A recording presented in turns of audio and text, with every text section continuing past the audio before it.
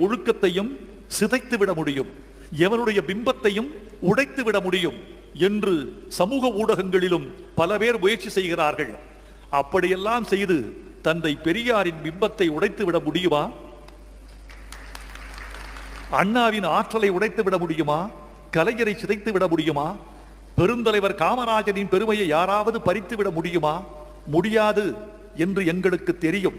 அதனால்தான் கெட்டவைகள் அழியட்டும், நல்லவைகள் பெருகட்டும், நல்லதை கண்டுபிடிப்பதற்கும் சொல்லிக் கொடுப்பதற்கும் நல்லவர்களுக்கு அள்ளி கொடுப்பதற்கும் வெற்றி தமிழர் பேரவை இருக்கிறது என்று இந்த சமூகம் சொல்லட்டும்.